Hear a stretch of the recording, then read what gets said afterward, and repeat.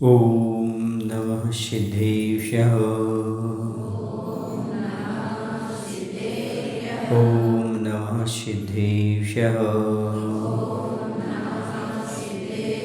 कौनिनवोकारम् अर्हन्तारं तहे विषेत्थाणम् आर्यवज्रायणं लोयं येषौसाहुरं लोयं येषौसाहुरं। बोलिए देवादेव श्री महावीर भगवान की। आचार्य गुरुदेव श्री विद्यासागर जी महाराज की। आचार्य समय सागर जी महाराज की।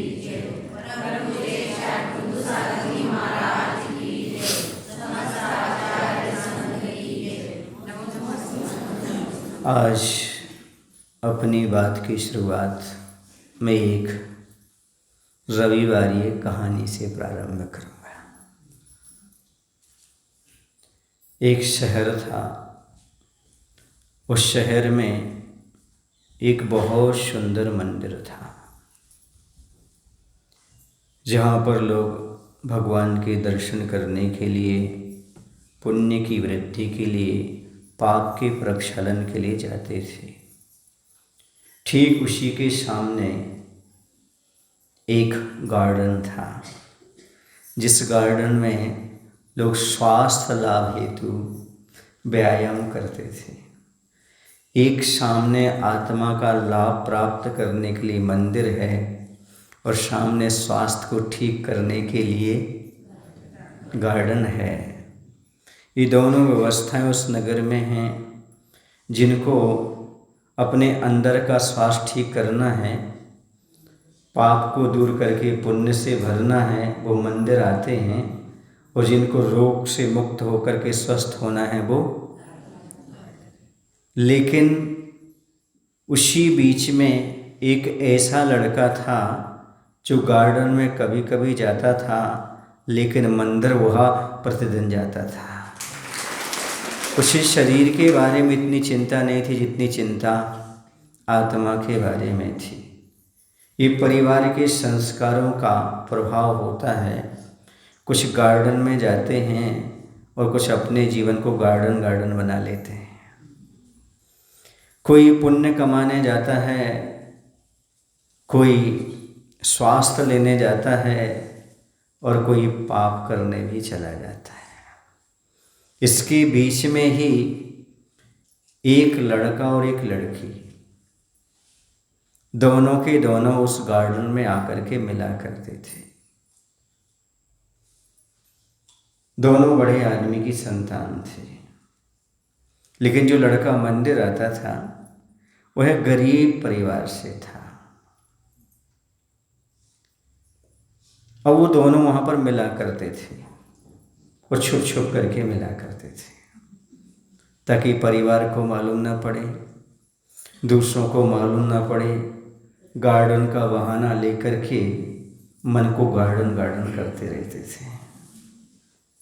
वो दोनों अपनी वासना की पूर्ति एन केन प्रकार करते रहते थे।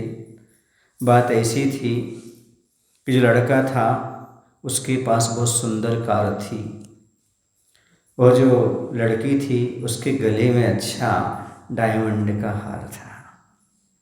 सुन रहे आप लोग कि नहीं? एक बार क्या हुआ कि यह जो मंदिर आने वाला लड़का था वह भी गार्डन में पहुंच गया। अब वो दोनों के दोनों वहाँ बैठे चर्चा कर रहे थे। वो इनको देखते थे, वो उनको देखते थे। ये लड़का उनको भी देखता था। ये रोज आते हैं और मिलते हैं, ये आपस में मिलते हैं। अंतर इतना है कि वो आपस में मिलते थे, भगवान से मिलता था। वो कार और हार वाले थे, ये संस्कार वाले थे। उस इतनी अंतर था। उनकी आपस में चर्चा चली तो लड़की बोलती है, ओ भाई, तो रोज़ मंदिर आते हो? हम लोग रोज़ दिखाई देते। बोले हाँ।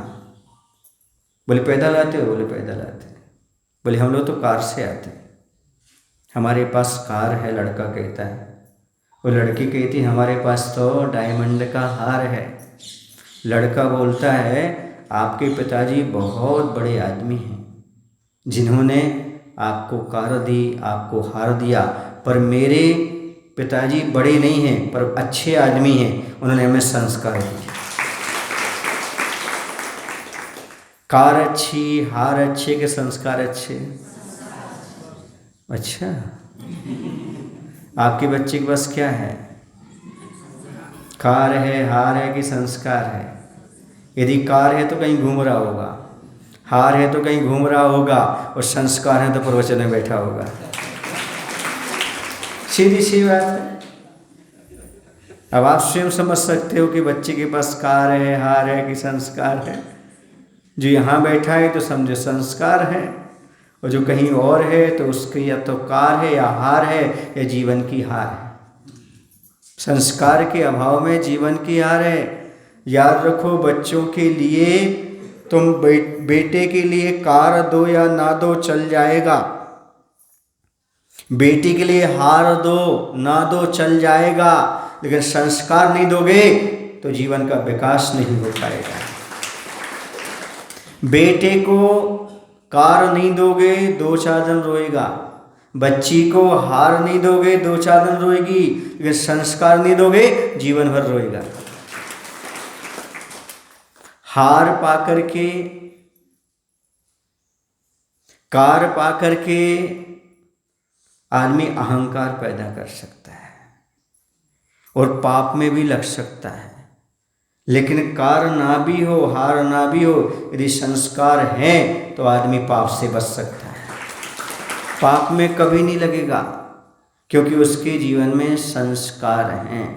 मैं कहता हूँ कार देना गलत नहीं है, हार देना भी गलत नहीं है, लेकिन उसके साथ साथ संस्कार दीजिएगा। हार देना, कार देना तब सार्थक है जब बच्चों को तुम संस्कार देते हो। संस्कार यदि नहीं है तो वह पा करके हमेशा वह कहीं ना कहीं गलत रास्ते को अख्तियार कर लेगा, गलत रास्ते पर पड़ जाएगा। इसलिए ये कर्तव्य आपका बनता है, बच्चों को संस्कार दो। अच्छा ये बताओ, मिट्टी के माध्यम से देवता की प्रतिमा भी बनती और राक्षस की प्रतिमा भी बनती है। बनती कि नहीं बनती? मिट्टी है और मिट्टी से चाहो तो देवता बना लो, चाहे तो राक्षस की प्रतिमा बना लो। ये किस पर डिपेंड है, मिट्टी पर कि कुंभकार पर? अरे इतनी जल्दी बोला आपने, 1 सेकंड नहीं लगाया। मिट्टी का भविष्य देवता के रूप में परिवर्तित हो या राक्षस के रूप में परिवर्तित हो, ये मिट्टी पर डिपेंड नहीं है, डिपेंड तो बनाने वाले पर डिपेंड है। ऐसे ही आपके नन्हे मुन्ने बच्चे मिट्टी की तरह हैं, उन्हें देवता बनाना और राक्षस बनाना ये बच्चे पर डिपेंड है कि आप पर डिपेंड है? अब बोलो ना अच्छे जोर से, आप पर डिपेंड है। अब आपका बच्चा क्या बन रहा है, देवता बन रहा है कि राक्षस बन रहा है? यदि राक्षस बन रहा है तो आपकी गलती है, और यदि देवता बन रहा है तो आपको आशीर्वाद है। ताली किसी ने नहीं बजाई। महाराज ना तो वो देवता बन रहा है ना राक्षस बन रहा है, पर क्या बन रहा है? ठीक, कोई बात नहीं, तीसरे में भी आशीर्वाद दे दूंगा।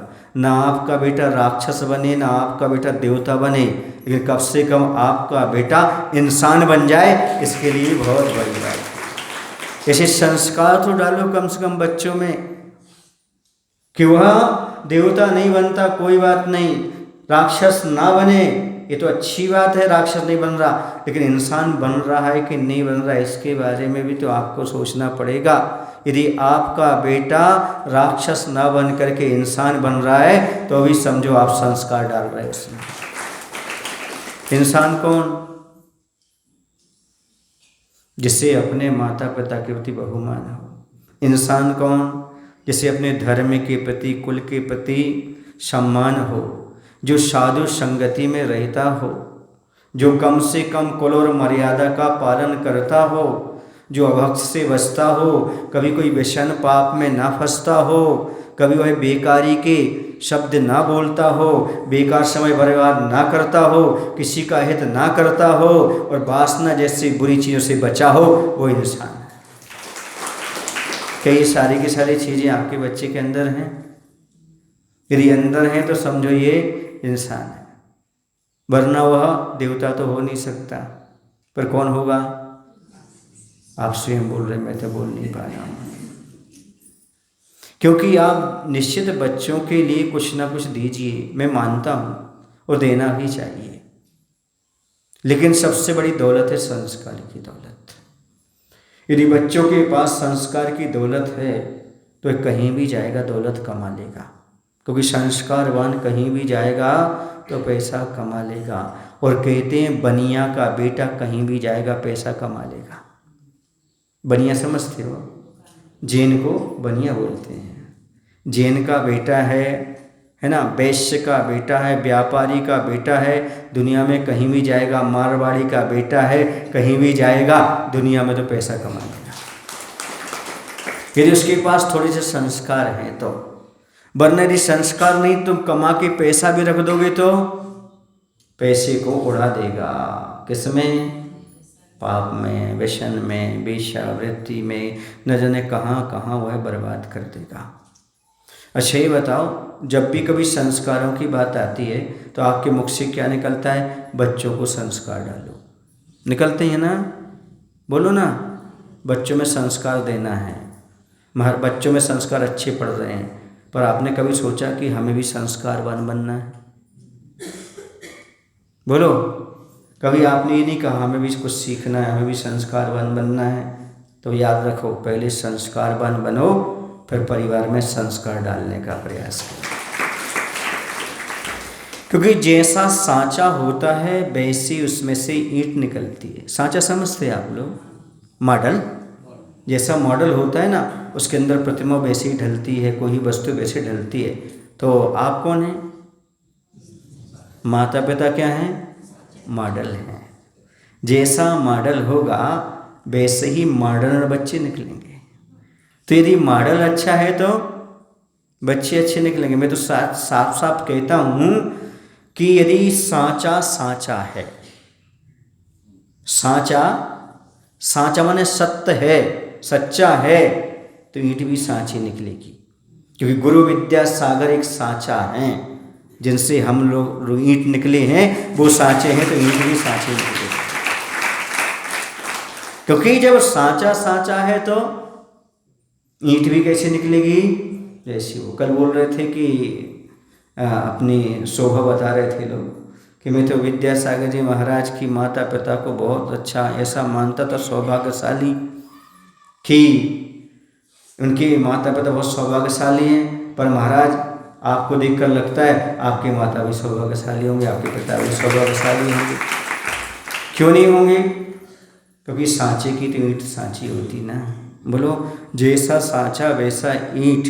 मैं कहता हूँ मेरे माता पिता कैसे भी हों, लेकिन ये तो मैं दावे के साथ कह सकता हूँ मेरे गुरु तो सांचे थे, हैं और क्योंकि ये ईंट जो देख रहे हो किसकी है? गुरु की। वो जो बचपन का था वो माता पिता का था। ये भी सही है, यदि माता पिता सही नहीं होते तो लाइन भी हमें पकड़ने को नहीं मिलती। वो भी कहीं न कहीं धार्मिक थे, तभी तो शास्त्र स्वाध्याय कराया, तभी तो यहाँ पर बैठे हुए हैं। लेकिन मैं कहता हूँ माता पिता से ज़्यादा उपकार गुरु महाराज का है, जिन्होंने ऐसे सांचे में ढाल करके ऐसा सच्चा बना दिया, अब कहीं भी कोई झूठ का लेप उस पर लग नहीं सकता है। तो माता पिता को भी संस्कारवान होना बहुत जरूरी है। एक संस्कार में आपको कहना चाहता हूँ, अभी तो नहीं, लेकिन अगला यदि आपके नगर में किसी शादी का चातुर्मास हो तो लगो कि आप संस्कारवान हैं। एक बात गांठ बांध के रख लो, प्रातः काल अन्न कार्य बाद में करेंगे, पहले नहा धो करके यदि हमारे नगर में साधु परमिष्ठी हैं तो उनकी वंदना करने जरूर जाएंगे। ये माता पिता को भी संकल्प लेना होगा, तभी आपके बच्चे मंदिर और गुरु के पास आएंगे। जब आपका ही संकल्प नहीं होगा, आप सोचते हैं कि हम 8 बजे आ जाएंगे, आप सोचते हैं हम 10 बजे आ जाएंगे, आप सोचते हैं हम 4 बजे क्लास में पहुंच जाएंगे, आप सोचते हैं हम 6 बजे। नहीं, सबसे पहला कर्तव्य आपका नहा धो करके बाकी कार्य बाद में करना, पहले प्रभु और गुरु के दर्शन करना। ये संस्कार यहाँ के कुछ माता पिता में तो हैं, कुछ माता पिता में नहीं है। कुछ के पास दूरी है इसलिए नहीं आ पाते। लेकिन याद रखो, दूध लेने कितने दूर तक चले जाते हो? हॉस्पिटल कहाँ तक चले जाते हो? बच्चे को छोड़ने कहाँ तक जाते हो? उससे ज़्यादा दूरी तो नहीं है ना। ये क्या है? आलस या संस्कार। संस्कार नहीं होने से या आलस्य होने से या आपको पहले कोई मार्गदर्शन देने वाला नहीं मिला इसलिए। लेकिन आज मैं आपसे कहना चाहता हूँ, सबसे पहले नींव ये डालो आप कि आप स्वयं प्रातःकाल उठ करके नहा धो करके पहले प्रभु और गुरु के दर्शन करो, आपके बच्चे भी संस्कार करें।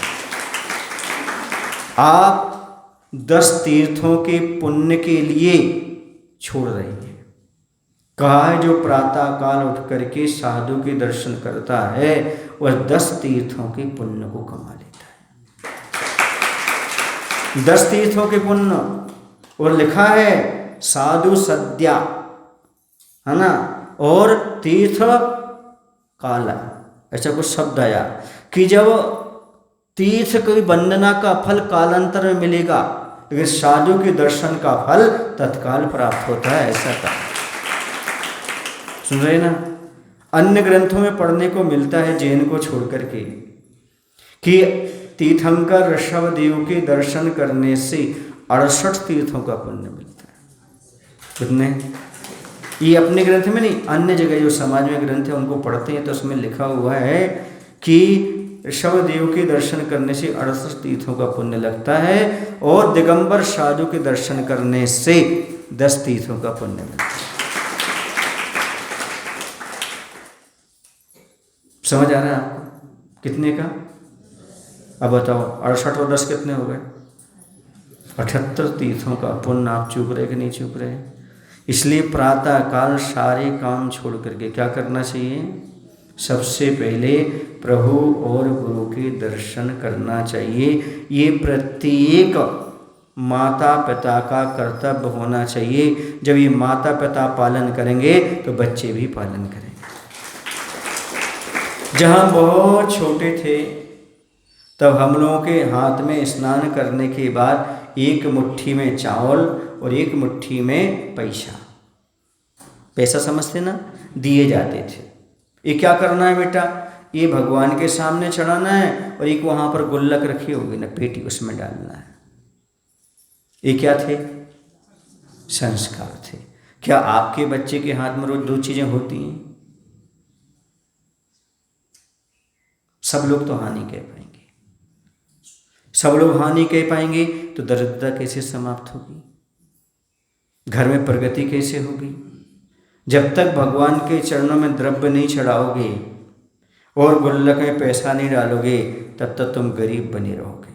और जिस दिन से तुम्हारा बच्चा, हम लोग जितनी क्षमता हो उतनी द्रव्य, जितनी क्षमता हो उतना पैसा रोज यदि बच्चे के हाथ में थमाओगे, मैं कहता हूँ आगे चल करके तुम्हारा बेटा करोड़ों रुपए कमाएगा। ये संस्कार बच्चों के अंदर होना चाहिए। आप MP जाकर के देख लीजिएगा, प्रातःकाल माता पिता भी जाएंगे और बच्चे भी जाएंगे। समझ आ रहा है आपके लिए कि नहीं? हाँ, बहुत सारे संस्कारवान बच्चे ऐसे हैं जो माता पिता से चलते नहीं बनता तो बच्चे कंधे पर ले जा करके दर्शन कराते हैं। गाड़ी में ले जाएंगे, फिर से हाथ पकड़ेंगे, दर्शन कराएंगे, क्योंकि उनके माता पिता ने बचपन में क्या किया है? बोलो ना। माता पिता जब छोटा था ना बच्चा तो दर्शन करने जाते थे। अब वो भीड़ रहती थी तो वो कहता था हमें भगवान नहीं दिख रहे, तो पापा क्या करते थे? कंधे पे बिठा लेते, देखो बेटा वो दिख रहे हैं। हाँ, वो संस्कार अब बुढ़ापे में आ रहे काम। बच्चे को कंधे पर बिठा करके भगवान के दर्शन कराए हैं, वो पुण्य है कि आज बच्चे माता पिता वृद्ध हो गए, लाचार हो गए, उन्हें कंधे पर बिठा करके वो दर्शन कराए। आप क्या कर रहे हो? एज यू लाइक कहने लो, जैसा बोगे वैसा पाओगे। अब जैसा आपको पसंद है वैसा आप करिएगा। यदि आप चाहते हैं कि बुढ़ापे में कुछ हो अच्छा आपका, तो बच्चों को संस्कार डालने का प्रयास करो। आपको विश्वास नहीं होगा, अभी बहुत दिन से हमारे पास एक 30 साल की आत्मा के फोन आ रहे हैं। आत्मा कोई दूसरी नहीं, आप जैसी आत्मा। उसका ये कहना है मुझे संलिखना लेना है। ये संस्कार कहाँ से आए? ये साक्षी हैं कुछ लोग तो, उनके माता पिता तैयार नहीं है क्योंकि राग है, मोह है, लेकिन उसको ऐसी अस्वस्थता हो गई कि वह संलिखना की बात कर रहे हैं, ना ट्रीटमेंट की बात कर रहे हैं और ना मुझे जीने हैं, कुछ नहीं। हमें तो अब क्या करना? आत्मकल्याण करना। ये बताओ 30 वर्ष में कैसे भाव पैदा हो सकते हैं यदि साधु संगति ना की होती? बोलो ना भाई, किसी गुरु ना बनाया होता, किसी संस्कार ना लिए होते तो क्या 30 साल में कोई शरीर छोड़ करके आत्मकल्याण करने की बात करेगा क्या? तो इस संस्कारों का प्रभाव नहीं तो और किसका है? इसलिए मैं कहता हूँ आपके बच्चों को इतने संस्कार डालो, भले वो संस्कार अपने संलिखना की बात ना करें पर अंत समय आपकी संलिखना अच्छे से करा सके। आपको हॉस्पिटल ना ले जाए, अंत समय किसी साधु के पास ले जाएं, किसी गुरु के पास ले जाएं या मंदिर ले जाएं या उनको संबोधन कराएं, नमोकार मंत्र पढ़ाएं। कम से कम ऐसे तो संस्कार बच्चों में डालना चाहिए। समझ आ रहा आपको कि नहीं? बोलो हाँ। अच्छा ये बताओ, आप लोगों के संस्कार अच्छे हैं? बहुत सारे लोग हमारे पास आकर बोलते, हंसोगे तो नहीं, हमसे बोलते महाराज जी हमारी वाइफ को सुधार दो, हमारी वाइफ को सुधार दो। इतने में कितने लोग होंगे जिनकी इच्छा होगी कि हमारी वाइफ सुधर जाए? और कितने साल लगा दिए आपने अपनी वाइफ को सुधारने में? सुधर गई? भूखे रहे नहीं। जितना समय तुम वाइफ को सुधारने में लगाते हो उतनी अपनी लाइफ को सुधारने में लगा दो, कल्याण हो। और यदि आपकी लाइफ सुधर गई तो गारंटी देता हूं वाइफ सुधर जाएगी, आपकी पत्नी भी सुधर जाएगी। लेकिन जब तक आप स्वयं संस्कारवान नहीं होंगे, पत्नी का सुधार चाहोगे, कभी सुधार होने वाला नहीं। पत्नी चाहती हमारे पति सुधर जाएं और पति चाहते हैं हमारी पत्नी सुधर जाए। बोलो ना भाई, नहीं सही। ऐसे एक जटाजूट वाले बाबा जी बैठे थे, उनके पास एक पुरुष गया, बहुत उदास और निराश होकर के, हंसने से पहले समझ लेना मैं कहना क्या चाह रहा हूँ। उदास होकर के पहुँचा और साधु महात्मा से बोलता है, महात्मा जी हमारी पत्नी बहुत परेशान करती है, कोई उपाय बताओ। तो साधु महात्मा ने एक ही जवाब दिया, यदि पत्नी को सुधारने का तरीका होता तो मैं साधु काय को बनता। समझ आया ना? मैंने समझे आप? ये पत्नी की बात नहीं है, किसी को भी सुधारने का प्रयास कर रहे हो पहले खुद को सुधारो, दूसरे को सुधारने का चक्कर छोड़ दो, क्योंकि आप अपने का सुधार अपने से कर सकते हो, दूसरे का सुधार तुम्हारे बस की बात नहीं है। संस्कार स्वयं में डालने का प्रयास करो। स्वयं सुधरना चाहते हो तो सुधर सकते हो, वरना नहीं। बच्चों में संस्कार डालो। संस्कार कैसे डालेंगे? बच्चों को संस्कार डालो। कौन सा संस्कार? पाप से भय पैदा हो, सबसे बड़ा संस्कार है। यदि बच्चों में ये संस्कार आ गया कि मुझे पाप से बचना है, पाप से डर हो गया उससे, तो अब बच्चों में ज़्यादा संस्कार डालने की जरूरत नहीं है। नरक से डर गए, पाप से डर गए, तो समझो फिर आप से डरे नहीं डरे उनका काम हो जाएगा।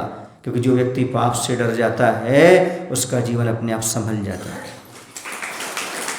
आज आदमी को पाप से डर तो नहीं है, इसलिए तो जहाँ देखो वहाँ पर अनीति, अत्याचार, पापाचार चल रहा है। यदि पाप से आदमी डरने लगे तो फिर कहने क्या, कानून की जरूरत ही ना पड़े।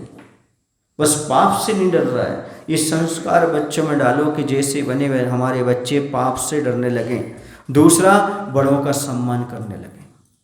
दूसरा संस्कार डालो बच्चों में कि वो बड़ों का सम्मान करने लगा। बड़ों का सम्मान कब करेंगे? जब वो आपको देखेंगे। आप बड़ों का सम्मान करते कि नहीं? यदि आप अपने माता पिता का सम्मान करते हो, वो बच्चा सीख जाएगा कि हमें भी अपने माता पिता का सम्मान करना है। और आप अपने माता पिता का सम्मान नहीं करते तो बच्चा सीखेगा। बूढ़े तो बूढ़े होते हैं, एक दिन हमारे मम्मी पापा भी बूढ़े होंगे, उनकी स्थिति भी ऐसी होगी। समझ आ रहा ना? तो संस्कार यदि डालना है तो ये डालो कि बड़ों का सम्मान कर सकें, पाप से डर सकें। तीसरा ये है कम से कम कुलाचार का पालन कर सकें। जिस कुल में उत्पन्न हुए हैं उस कुल के संस्कार उनमें बने रहें। आपका कुलाचार क्या है? देवदर्शन, छना पानी, रात्रि भोजन त्याग, ये अहिंसा धर्म का पालन करने की प्रेरणा यदि बच्चों में बनी रहती है तो समझो बहुत बड़ा काम हो गया। ये कुलाचार का पालन बच्चों में होना चाहिए। अगली बात है दया के संस्कार, जिसे आप संवेदनशील कहते हो। किसी को कष्ट में देख करके उसके अंदर वेदना उत्पन्न हो जाए। जब दूसरे को कष्ट को देखकर वेदना उत्पन्न होगी तो किसी को कष्ट देना ही नहीं चाहेगा, और बुढ़ापे में आपको कष्ट में देख करके आपकी सेवा करेगा।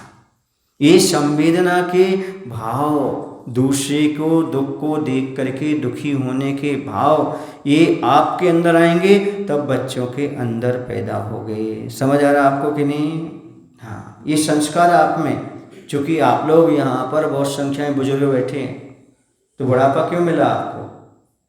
बताओ, बुढ़ापा क्यों मिला आपको? क्या करने के लिए बुढ़ापा? सुनो, अब एक बचपन है, दूसरी जवानी है और तीसरा बुढ़ापा है। तो बचपन मिला है पढ़ाई के लिए, बचपन पढ़ाई के लिए, जवानी कमाई के लिए, बुढ़ापा पुण्याई के लिए। किसके लिए? पुण्याई। अर्थात बचपन में पढ़ाई और संस्कार होना चाहिए, जवानी में कमाना चाहिए और बुढ़ापे में पुण्य कमाना चाहिए। मैंने समझे, बचपन में ज्ञान अर्जन, जवानी में धन अर्जन और बुढ़ापे में पुण्य अर्जन। अब बुढ़ापा और कुछ काम नहीं करना, मात्र आपके लिए पुण्य का अर्जन करना। जैसे बने वैसे हमें पुण्य कमाना है, जैसे वैसे हमारे जीवन का पूरा समय पाप को छोड़ने में और पुण्य को कमाने में लगना चाहिए। जितना समय है वह समय वह अच्छा बना लो। अब कमाई का समय नहीं रहा, अब पढ़ाई का समय नहीं रहा, अब पुण्याई। किसका समय है? पुण्य कमाओ जिसमें फायदा है, और पाप का क्षय करो, इसी में फायदा है। बाकी और कोई भी आपके पास कार्य नहीं बचा। समझ आ रहा आपको? नहीं?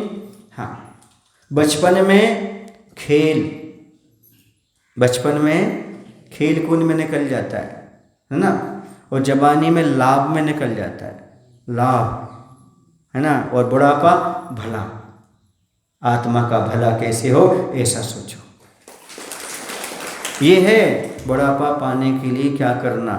इसलिए बुढ़ापे में भुनभुनाओ नहीं, हिनहिनाओ नहीं, बुढ़ापे में गुनगुनाओ। क्या करो? भिन भिनाते हुए मत जियो। अरे ये बच्चे ऐसे हैं, अरे ऐसा है, ये वो, ये बहू आई तो ऐसी आई, और लड़का आया तो ऐसा आया, इनके यहाँ ऐसा हो रहा, उनके यहाँ, ये भिन भिनाओ मत, गुनगुनाओ। हे प्रभु, आपने बुढ़ापा दिया है, इस स्वार्थ दुनिया दिखा दी, अब तो नमो वरिहंतरणम नमो सिद्धरणम। गुनगुनाओ। क्या करो?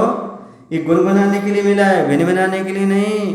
कौन क्या कर रहा है उसमें इंटरफेयर मत करो, समाज के कार्यकलाप में इंटरफेयर मत करो। जितना बन सके साधु की संगति करो, अभिषेक पूजन करो, व्रत नियम का पालन करो, 2 टाइम भोजन करो और शांति से भगवान की आराधना। और ज़्यादा रचने पसने की जरूरत नहीं है। ये बुढ़ापा क्यों मिला? पुण्याई। किसके लिए? पुण्य करने के लिए मिला है।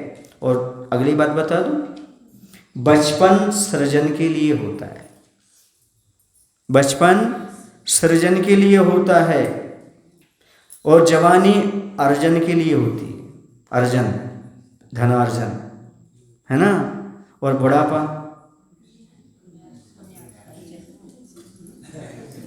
फिर से सुन लो, बचपन सृजन, जीवन का निर्माण करने के लिए, सृजन के लिए मिला है, जवानी धन अर्जन के लिए मिला है, बुढ़ापा विसर्जन के लिए मिला है। अब विसर्जन करो, जितना कमा करके रखा है, समझ आ रहे ना आपको? नहीं आ रहा? अब उसका विसर्जन करो। किसमें विसर्जन करना है? कहीं मंदिर का निर्माण हो रहा हो, कहीं कोई धार्मिक अनुष्ठान हो रहा हो। क्यों प्रोफेसर साहब? हंस रहे हो ना? हाँ, तो किसका समय है? विसर्जन का समय आ गया। वकील साहब, किसका समय? कुमार, अमित। हमें समझ, हम थोड़े बूढ़े हुए। अरे बुढ़ापे का कोई भरोसा नहीं होता है। हाँ, लगता है अभी नहीं है, अभी नहीं है, कभी भी बुढ़ापा आ सकता है। समझ आ रहा? क्योंकि मृत्यु का कोई भरोसा नहीं होता। इसलिए मैं कह रहा हूँ आपसे, विसर्जन का समय है। अब आप पूछेंगे विसर्जन में क्या क्या आता है? पुरानी बातों का विसर्जन कर दो, है ना? कटु अनुभव जो तुम्हें जिंदगी मिले, मित्रों का विसर्जन कर दो। नहीं तो मित्रों के साथ बैठ करके बाहर ताश खेलते रहो, शतरंज खेलते रहो, गपशप करते रहो, तो मित्रों का भी विसर्जन कर दो। कमेटी की संस्था में हो, विसर्जन कर दो। पदों का विसर्जन कर दो। हमें कोई पद पर नहीं बैठना। वो जितना धन अर्जन किया है उसका थोड़ा थोड़ा दान पुण्य विसर्जन करो। बुरी आदतों का विसर्जन करो। शिकायत का विसर्जन करो। आलोचना करने का विसर्जन करो। और परिग्रह का थोड़ा थोड़ा विसर्जन करो। सुन रहे ना? ये कर लोगे तो आपका जीवन धन्य हो जाएगा। बुढ़ापे में सबका विसर्जन का समय है। अब जैसे गणेश जी बैठ गए, फिर चतुर्दशी को क्या आ जाता है? विसर्जन का दिन। सुन रहे आप लोग कि नहीं? ए बब्बा, आप कौन सा आ गया? विसर्जन का दिन आ गया। हीरा, हीरा क्या बोलते हैं इनको? बुजुर्गों क्या बोलते हैं आप लोग कन्नड़ में? हीरा, हीरा, अब जो भी बोलते हो। तो हीरा का समय है। मैं तो ये समझता हूँ ये हीरा का समय है, डायमंड का समय है। जैसे डायमंड की कीमत होती है, वैसे बुढ़ापे में अपनी कीमत बढ़ा लो। बस, सब कुछ नहीं, हमें तो अपना आत्म कल्याण करना है। बच्चों को सब दे दिया, सबको सब दे दिया, हम कुछ नहीं करेंगे। हम क्या करेंगे? अब अपना आत्म कल्याण करेंगे। हमें किसी चीज़ में नहीं प्रवेश करना। जैसे अपने नेमीचंद जी हैं, क्या करो?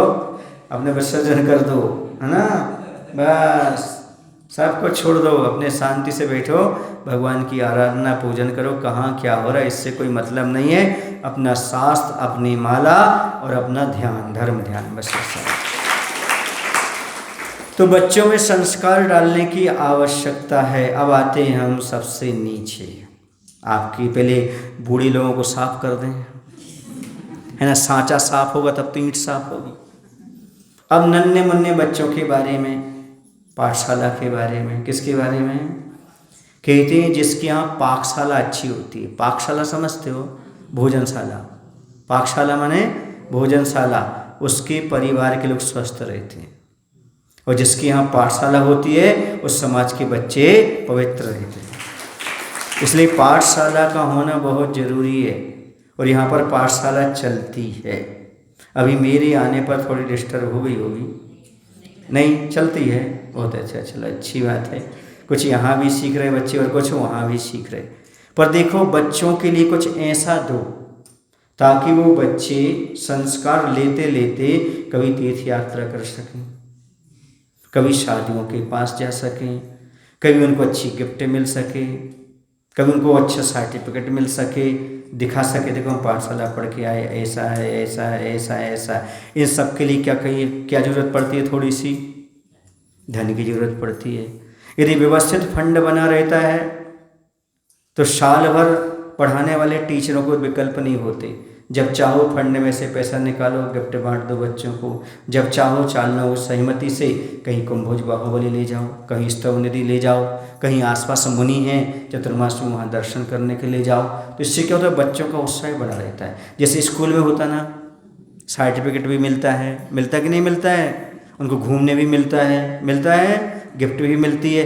ऐसे यदि बच्चों को आप दोगे तो निश्चित रूप से बच्चे भी खुश रहेंगे और आएंगे जाएंगे। इसके लिए क्या करना पड़ता है? थोड़ा सा अपने बच्चों को जो लाख रुपए वहाँ दे रहे हो ना स्कूल में, उसमें से 0% के लो, 1% के लो, 1% पाठशाला में दान करना पड़ता है। तो मेरा सोचना है, मेरा कहना है, यदि आप लोगों को अच्छा लगे तो हर वर्ष बच्चों की पाठशाला का कलश स्थापन होना चाहिए। क्या होना चाहिए? हर वर्ष एक कलश स्थापन हो। उस कलश स्थापन में ऐसी योजना बनाओ कि वह कलश स्थापन किया जाए तो उसकी जो पैसा आएगा उससे बच्चों की और आवश्यकताएं पूर्ति होती रहेंगी। और मैं एक बताऊं, बोली मत लगाओ, किसी व्यक्ति से मत कहो। एक क्या करो आप, 500 रुपया प्रत्येक व्यक्ति दे।